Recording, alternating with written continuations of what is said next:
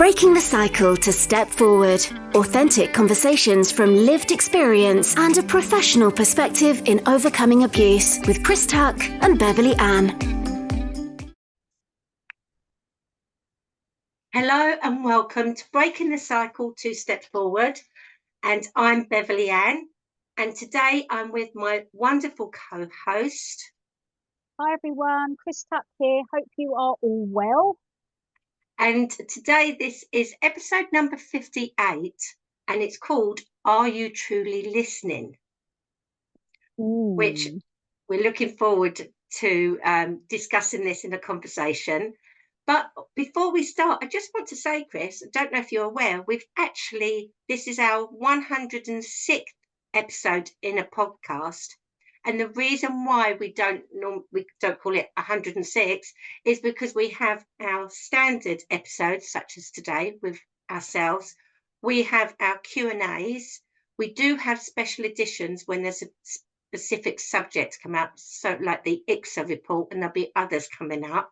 But we also have our guests, which add fantastic insights into different aspects of recovery from trauma, but particularly abuse, which is always fascinating.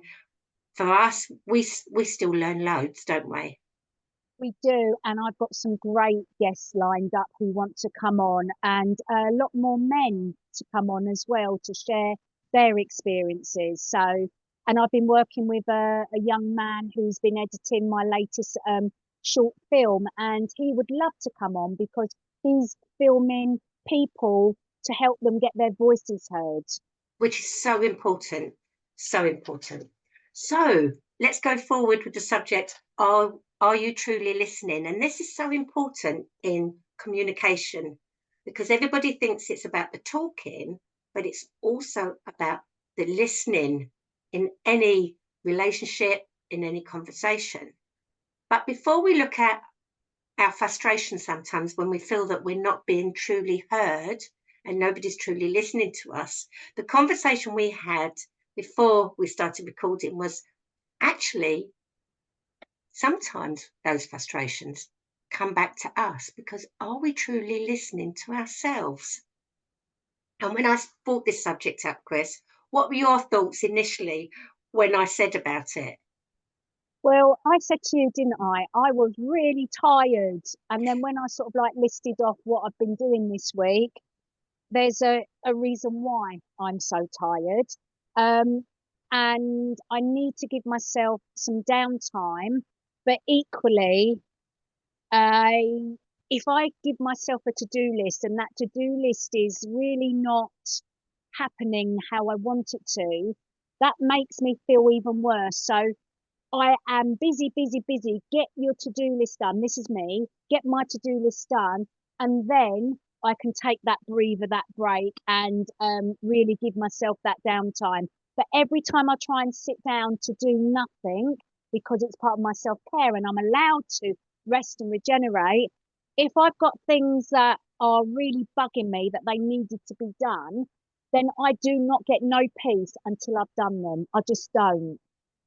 And that's something that's really interesting because we're all the same in different aspects. So, for instance, I've been struggling with, not struggling, that's probably a dramatizer, but for about, 3 weeks, a good 3 weeks, maybe 4, I've been having issues with cold, with all the cold going around, but it's been going to my chest, my lungs, my breathing, and I've been getting quite frustrated because I've been looking after myself, and as I think it goes, it comes back. But then after journaling, after being at a debrief as well, because obviously we still have support in different areas, it made me realize that actually sometimes my frustrations with other things around me are about frustrations with myself because I haven't been listening to myself, and I haven't been listening to myself, and I've become the one that got very frustrated, and that the little girl inside me was stamping her feet. I don't want to do that. I don't want to do that. Or being extremely tired and still pushing myself and thinking, why? So it's been really lovely to actually listen to myself. And I'm not a big journalist, as in writing lots of sentences. I got a new journal book and I was listing out different things in it. And that's when it came to fruition. And as we've said about self-care, I realised that although I can't go to yoga as regularly as I wanted to, I hadn't been putting it in my diary at all. And then getting upset with the world that I was missing my yoga. Yeah. Yeah, we do have to really reflect, but then act, don't we? That's the whole point of the reflection and listening to what it is you truly do need. So I was a bit like you, Bev, but it was right, okay, you need to reward yourself after working so hard. And I thought, right, okay, my go-to is massage, hot stone massage, reflexology, you name it. I really enjoy that. And we've done podcasts before where I've explained that I didn't used to, but now I do. Because it helps me really relax. It's that bit of me time where I can just like get away from everybody and just have that heat going into my body and just having that de-stress time. So I booked one in for tomorrow. Can't really afford it, but you know what? It's done because I deserve it. I've done really a lot of hard work this week and I deserve it. Absolutely. And again, excuse me, are you truly listening to yourself? That's where our language comes into it, because I can't really afford it. But then I would say, what's the value of it? What, you know, can you afford not to do it? As in, if you don't do it, what are the consequences? 100%. And there are consequences if I don't have at least a bi-weekly massage, because my hips, because I've got 2 hip replacements, the muscles have been cut around my hips because of the operation. And with the trauma and stress, I get really tight in my muscles, which we all do when we go into fight flight. And with all of the media frenzy this week around everything that's been going on, I've literally been like this.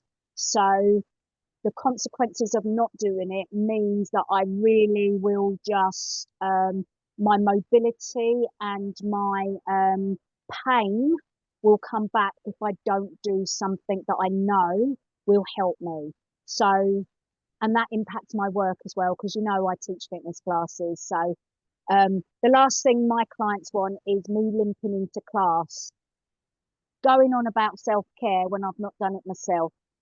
Absolutely. Can you pause?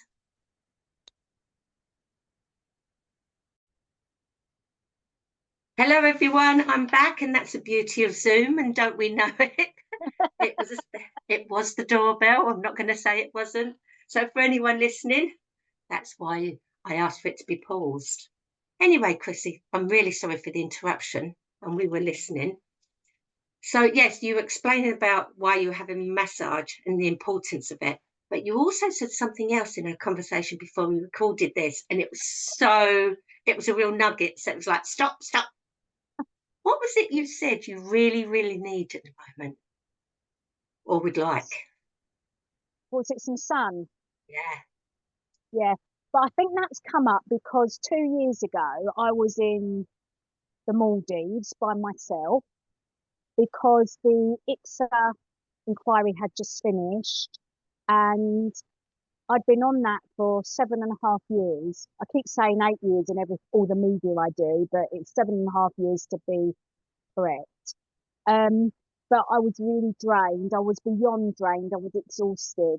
And with everything going on at home, you know, being the mum and the housewife and doing my business and da-di-da-di-da-di-da, I just needed my own me time.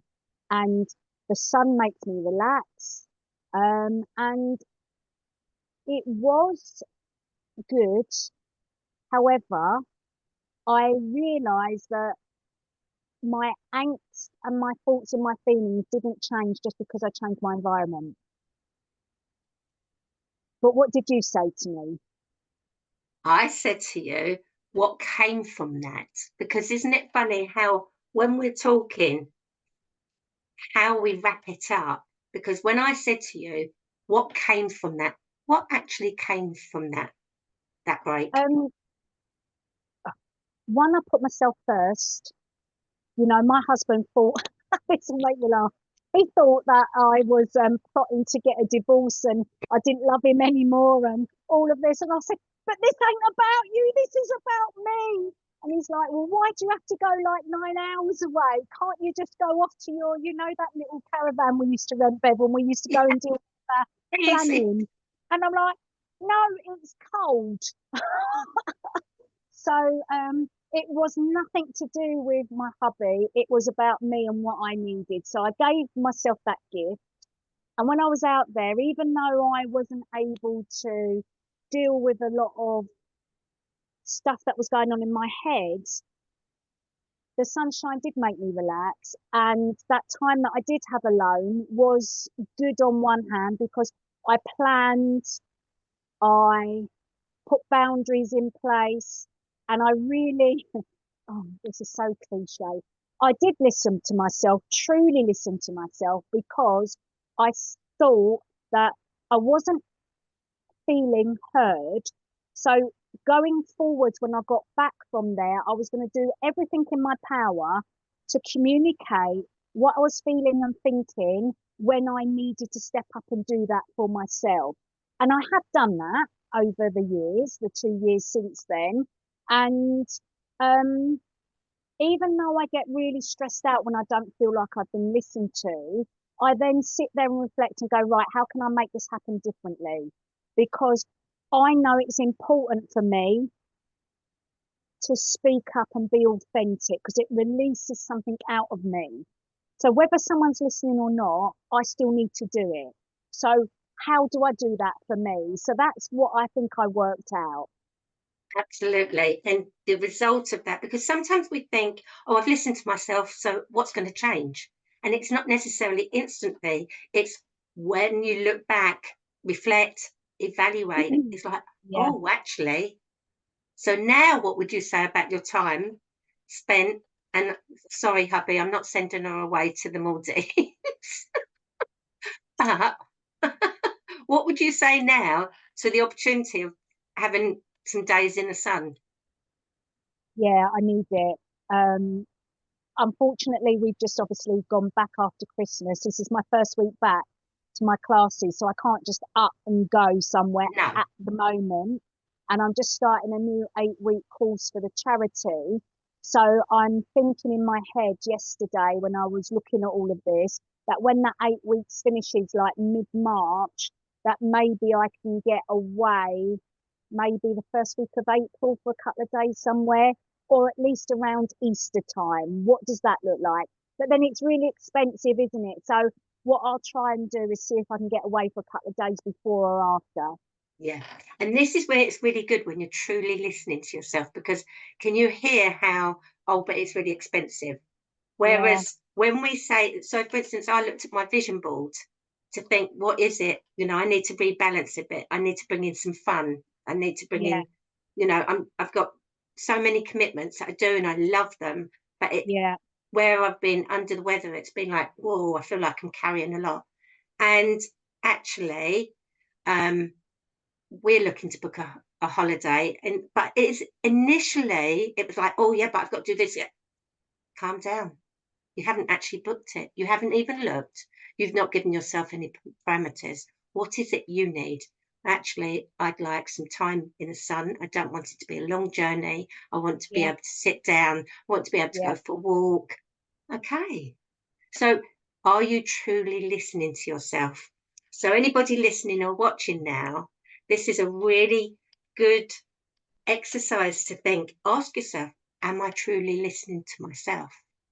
And what do I need? And how can I make it happen if I don't have the funds right now? Yeah, because we don't always have to do it with money. So like, No. it may be I need to get out in the sunshine. So when it's sunny, get out for a walk. I just had an idea. I've got a little mini sauna literally sitting in my front room. It's one of those portable ones. If I really want that heat in my body to relax it, it was a Christmas present. It cost about 100 quid, yeah? I could put that up. Yeah. and go and sit in that. I'm going to do that when we finish this. There you go. And have your pictures of Mauritius on the wall. I was going to say, no, we're not taking pictures of me sitting in the sauna. I wouldn't ask for No. that. But yeah, I can go and do that.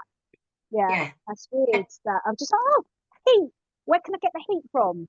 So it's a bit Yeah. like your sauna sessions, isn't it? What does the sauna give you?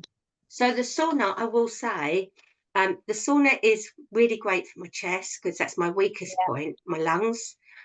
However, I'm claustrophobic, so I don't enjoy going into a sauna normally because it's darker, you're closed in. Normally, if you go into a spa place, you go down, you go in. Right. But where I live on the coast now, I found out a couple of years ago the beauty of being in boxes that have been transported onto the beach. So like horse boxes that have been made into saunas.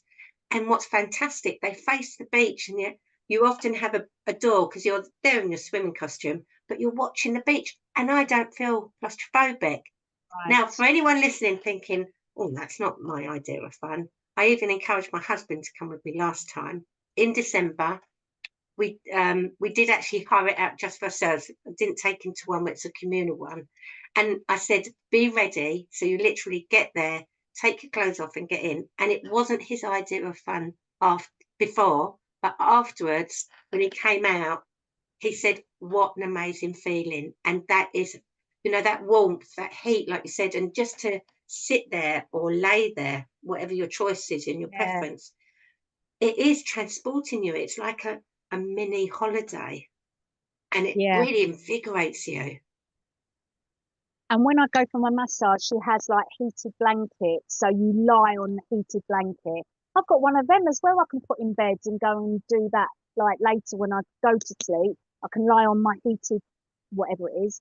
So anything that sort of gives me that warmth, because I have been feeling quite cold, to be honest, but I think that's because you're tired and things haven't gone the way that you thought and you're getting highly stressed.